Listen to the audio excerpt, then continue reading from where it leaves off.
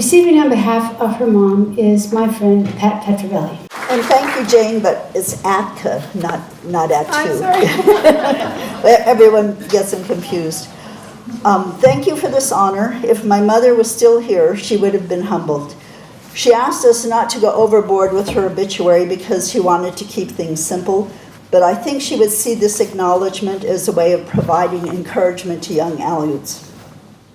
Since she couldn't accept this award herself, our family talked about what we would say.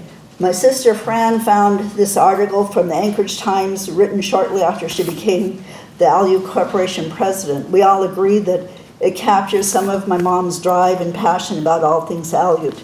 Her business advice, keep trying, it'll happen eventually.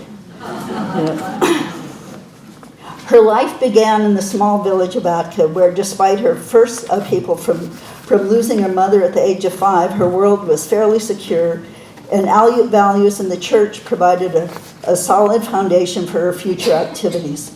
The article contained this statement: when she was a little girl, Alice Petrivelli would lie on the grassy hill behind her small school and dream of visiting the United States. My father used to laugh at me, she said, smiling.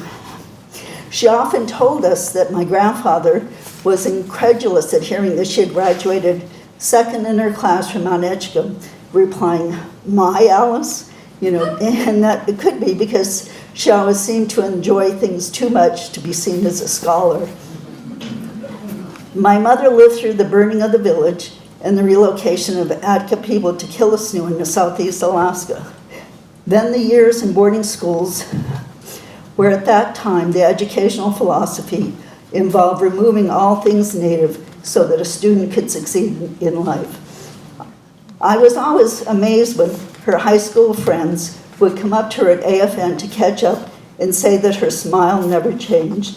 From the article again, she shared this: the greatest thing about Aleut people is their tenacity and ability to laugh at adversity. No matter how many times you knock them down, they always get back up, shake themselves, and start over again. I'd like to finish with a few comments from my brother Anthony. Mom was the most loyal person I knew.